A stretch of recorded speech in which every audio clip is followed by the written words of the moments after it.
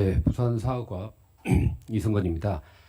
후보자님 엄청 오랜만에 뵙죠. 예, 오랜만에 20년이 된 것 같습니다. 제가 17대 초선 국회의원일 때 통일외교통상위원회에서 장관 후보자 시절 제가 인사청문회를 하고 20년 만에 이제 정보원장 인사청문회를 하게 되어가지고 개인적으로 기쁘기도 하고 또 내정되신 것에 대해서 진심을 축하의 말씀을 드린다.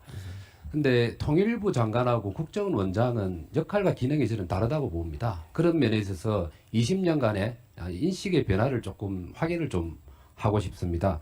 특히 우리 한반도의 평화, 긴장 완화와 평화 정착이라는 국가적인 목표는 똑같지만 통일부와 그리고 국정원의 역할은 다릅니다. 특히 국정원은 군사적이고 안보적인 또 체제적 대결 속에서 북한 정부에 대한 입수라든지 수집이나 그리고 또 간첩을 잡는다든지 안보 문제에 가장 중심적인 역할을 해야 됩니다. 그래서 대북 간, 안보 간, 또 주변 국가, 미국이라든지 중국과에 대한 관계들을 어떻게 인식하고 있는지가 중요할 것 같아서 오늘 그 점에 대해서 질문을 드리고 시간이 없기 때문에 토론은 많이 하지 않겠습니다. 입장만 좀 묻고 오후에 비공개 질의 시간에 좀 토론을 하도록 그렇게 하겠습니다. 먼저 우리 박지원 의원님이 좀 질의한 내용입니다만 그 동일한 내용을 조금 질문을 하도록 하겠습니다. 간첩법 개정과 관련된 겁니다. 이미 서면 질의나 또 박지원 의원의 답변에 대해서 명확하게 간첩법 개정의 필요성에 대해서 인정을 했습니다. 한번 PPT 다음 넘겨보시죠. 이게 지금 작년부터 해가지고 올해까지 국내로 들어온 중국인들이 무단으로 군사시설이라든지 국가기밀을 촬영한 사례가 엄청나게 늘었습니다. 정확하게 한 12건이 되고 있는데 그 중에서 우리의 안보에 가장 중요한 보루라고 할 수 있는 국정원에 대상으로 해서 2번이나 시도된 경우가 있습니다. 근데 이게 중국인들이 이렇게 했을 때 처벌을 못 받죠. 간첩법에 적용을 시키는 게. 네. 그렇죠. 예, 그래서 간첩법을 처벌하기 위해서는 주적인 북한뿐만 아니라 외국에 대해서도 확대해야 된다는 무슨 동의를 할 겁니다. 네, 동의합니다. 근데 왜 안 되는지 혹시 아십니까? 왜 이게 빨리 안 이루어지는지? 그 국회에서 일부 좀 반대가 있었다고 알고 있습니다. 그렇죠. 국회 내에서죠. 네. 정확하게는 국민의힘의 10명의 국회의원들 그리고 민주당의 5명 국회의원들이 간첩법 개정안을 발의를 했고 법사위의 법안심사 소위위원회에서 병합심리를 해서 완전한 통일된 안까지 만들어진 상태입니다. 그게 작년 12월에 끝난 사안입니다. 근데 갑작스럽게 제가 알기로는 언론에도 나왔습니다. 민주당 지도부에서 일단 스톱을 시킨 사안입니다.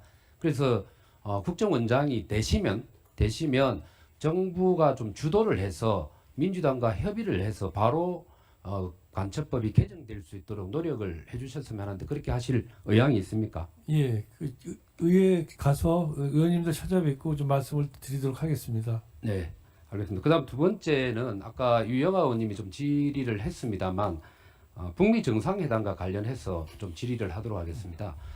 북미 정상회담이 우리 후보자의 입장에 봤을 때는 빨리 개최가 되는 게 바람직하다고 보죠. 열릴 것으로 보입니까? 아니면 어느 시점에 예. 상당히 불투명하다고 생각합니다. 물론 그 트럼프 대통령은 북미 정상회담을 열려고 하는데 또 김정은 입장이 당장 빨리 열려고 응원할 것 같지는 않고요. 그러다 보니까 언제라고 말씀드리기는 어렵고 또 저희도 예측하기는 어려운 상태입니다. 지금. 만약에 북미 정상회담이 열려서 북한과 미국이 협상을 할 때 미국의 국익이 있을 거 아닙니까? 그죠? 네. 미국의 국익과 우리의 국익이 배치될 경우 우리 이재명 정부의 경우는 실용적인 국익 외교라고 표현을 하셨는데 우리의 국익과 배치될 경우에는 어떤 선택을 해야 된다 생각을 하십니까? 국익과 배치되는 경우가 어떤 건지를 판단해서 저희들이 나름대로 대응해 나가겠습니다. 다만 거의 대부분은 국익과 일치되거나 또는 국익과 일치시키려는 노력을 하면 어느 정도는 알겠습니다. 일치될 트럼프 1기 때 북미 정상회담을 통해서 하노이 최종적인 딜을 시도를 했는데 그때 노딜로 끝났지 않습니까? 네. 그때 가장 쟁점이 됐던 게 뭐죠?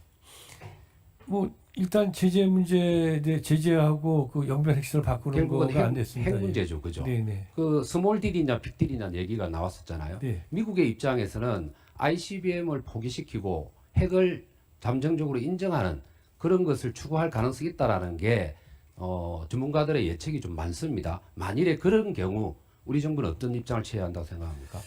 그 존경하는 의원님, 사실 저는 국정원장이 해야 할 일은 각 부서, 그다음에 대통령실에서 이제 판단해서 만든 정책들, 그 정책의 성공을 위해서 저희가 지원하는 부서지, 정책에 대한 입장을 저희가 아직까지 이재명 정부가 나와서 입장을 만들지도 않은데 제가 자, 먼저 밝히는 그러면 거는, 아직은 입장이 정리 안 됐다고 해석을 하면 됩니까? 뭐 저희가 지금 자, 제가 첫 초문이지 않습니까? 그러니까 지금 예. 우리 국정원장의 후보자로서 그죠? 방금 미국의 국익과 관련되어서 네. 적극적으로 만일 북한과 딜을 하려고 할 때 우리 국에 손상이 되는 일이 발생을 해도 어떻게 할 것인가는 지금부터 검토를 하신다는 말입니까? 아니 그런 일이 발생하면 저희들이 당연히 조율을 하겠습니다만은 구체적으로 물어보신 사례에 대해서는 지금 제가 그걸 답변을 드릴 만한 그런 위치에 있지 않다는 걸 말씀드린 겁니다.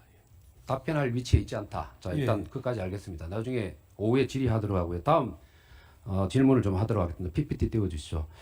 그 안미경중이란 단어, 안미경중이란 단어 들어보셨죠? 네. 어떻게 생각하십니까? 뭐 저는 그렇게 그닥지 동의하지 않은 단어지만 지금은 많이 더 쓰고 있는 것 같습니다. 동의하지 않는다는 게 어떤 의미입니까? 경제적으로 서로 나름대로 밀접한 교류가 있으면 일정하게 안보적 이해도 같이 따라갈 수밖에 없다라고 보기 때문에 정확하게 논리적으로는 맞지 않지 않나 이런 생각을 하지만 일반적으로 그냥 국민들이 보실 때 너무나 확 들어오는 그런 개념이기 때문에 쓰시는 게 아닌가 이렇게 생각합니다. 그러니까 일반적인 수준에서 생각했을 때는 네, 나름대로 이해가 간다. 네, 이 말씀이시죠. 네. 근데 한번 미국은 지금 안미 경중에 대해서 우리 정부에게 어떤 입장을 요구하고 있습니까? 미국이 공개적으로 요구하고 있는 건 아니지만 미국이 워낙 지금 중국과의 그 어떤 그 디커플링에서 즉 중국 봉쇄에 대해서 민감하기 때문에 한국 정부가 어쨌든 간에 중국과 가까워지거나 하는 문제에 대해서 상당히 민감한 건 사실입니다. 그러다 보니까 일부에서 소식통으로 안미 경중에 대한 견제가 나왔다고 봅니다. 예, 그렇습니다. 한번 자료 PPT를 한번 보시면요. 중국과는 경제가 중요하다는 이유로 미국이 한국과의 관계를 긴밀히 하려고 할 때 중국을 버릴 수 없다라는 그런 주장을 하는 논이 있는데 이게 한번 자료를 보시면 2023년도 보면 30년 만에 대중국 무역 수지가 적자가 이루어진 적이 있고요. 그 다음에 대미국 수출 증가가 지속적으로 늘어나고 있는 상태입니다. 그리고 아시다시피 앞으로 국제 경제나 통상에 있어서 반도체라든지 AI와 같은 첨단 기술 산업과 관련된 부분이 중요하게 되는데 그것을 주도하는 건 미국이죠, 그죠? 예, 그렇습니다. 그런 의미에 있어서 만일에 미국과의 관계가 틀어지게 되면 경제도 손상이 오고 안보도 손상이 온다고 봐야 되지 않겠습니까? 예, 미국과 관계가 틀어지지 않게 하면서도 우리 통상국가이기 때문에 이 풀 저 풀 다 뜯어먹고 살아야 되지 저희가 한쪽 풀만 뜯어먹고 살 수 없다고 생각합니다. 그건 좋은 시각이라고 생각하는데 어쨌든 안미 경중이란 그 나름대로 경직된 인식이 아니고 안미 중미도 할 수 있는 그런 경미도 할 수 있는 그런 입장을 가져주시기 부탁드리겠습니다. 네, 저도 위원장.